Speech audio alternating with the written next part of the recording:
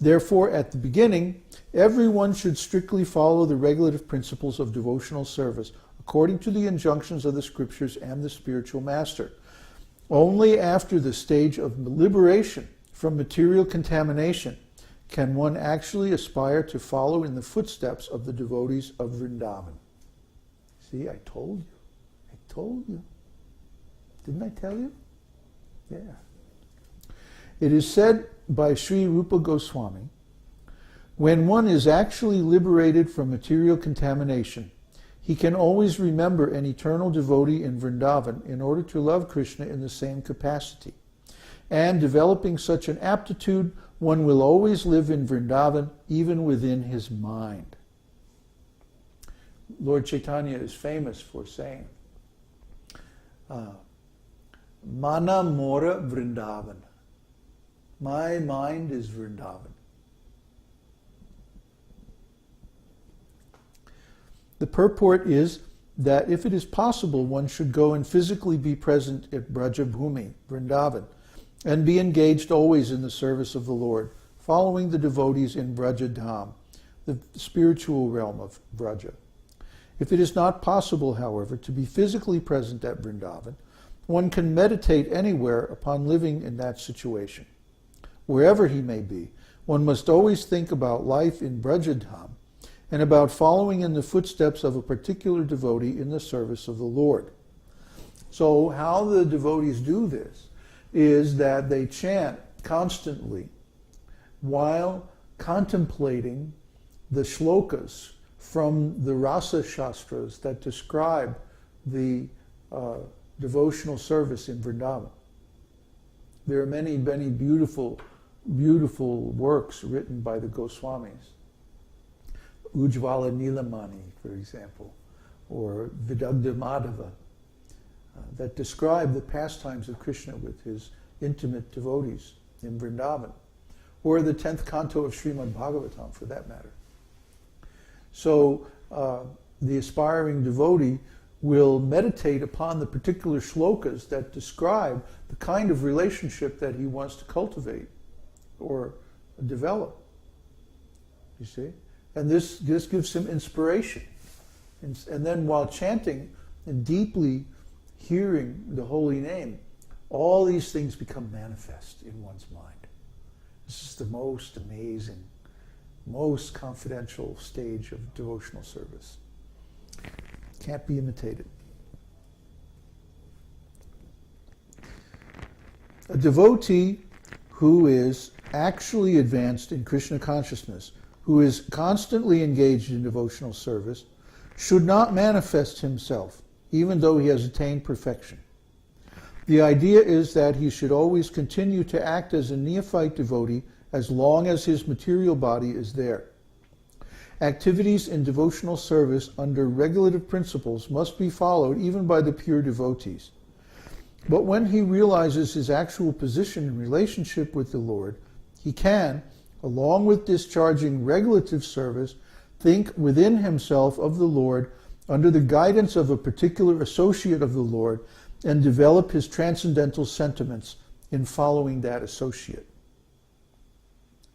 So, in other words, you don't see the really advanced devotees like wearing saris, and imitating the gopis, or putting on the dress of a cowherd boy and going,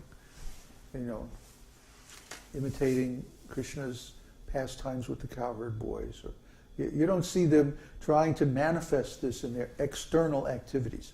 That is known as sahaja. Sahaja means someone who takes this advanced devotional service as a very cheap thing, who simply thinks that the material body can actually manifest spiritual activities, which it can't. With the material body, we can perform regulative service only. The spontaneous service is actually performed with the spiritual body directly. But of course, that is not visible externally. So to manifest these different symptoms visibly, externally, is not recommended or approved. In this connection, we should be careful about the so-called Siddha Pranali. The Siddha Pranali process is followed by a class of men who are not very authorized and who have manufactured their own way of devotional service. They imagine that they have become associates of the Lord simply by thinking of themselves like that.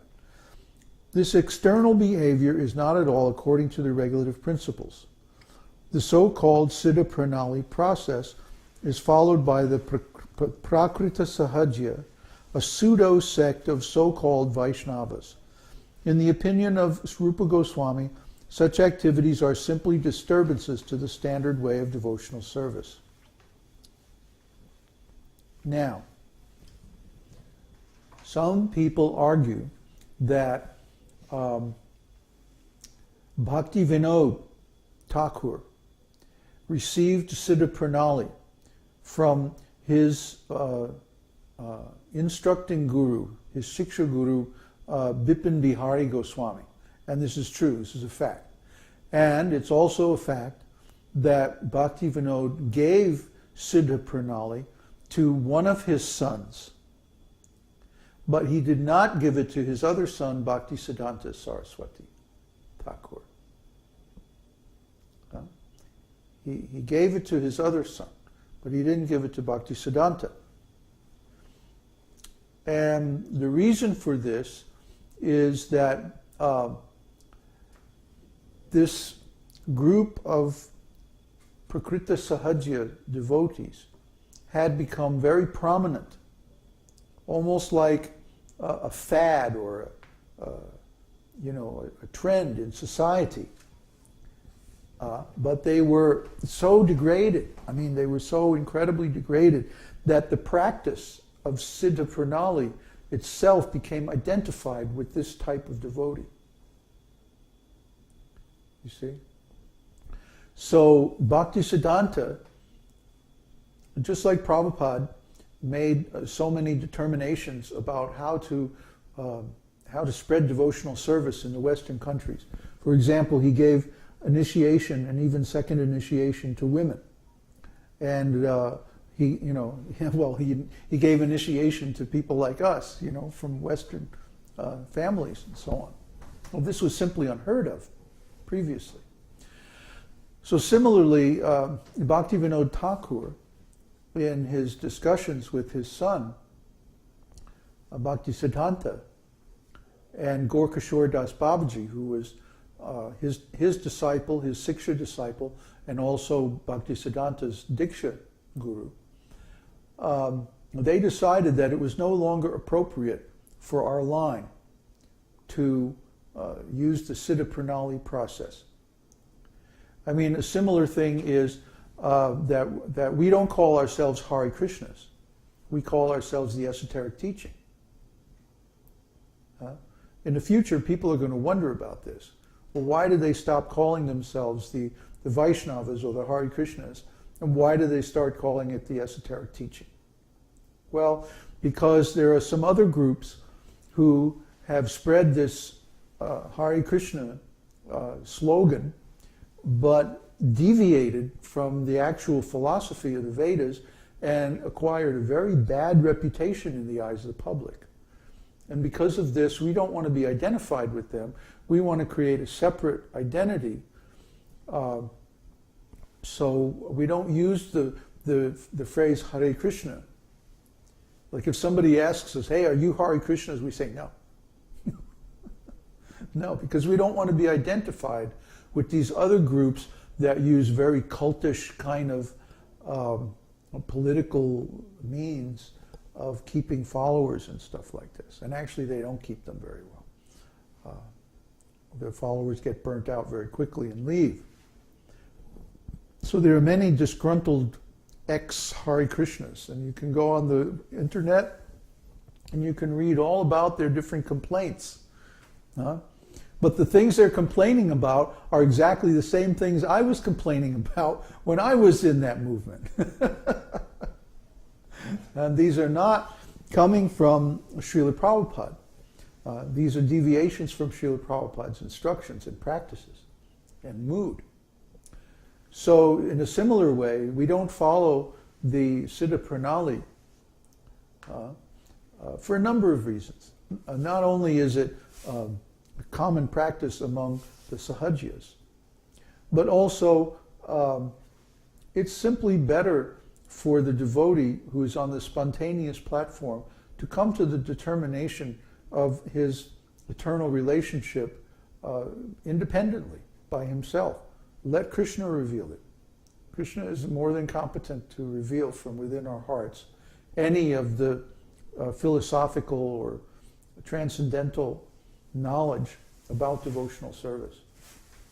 So it's better that we don't become involved with, identified with, or connected with these people who are doing these deviant practices. So, Sri Rupa Goswami says that learned acharyas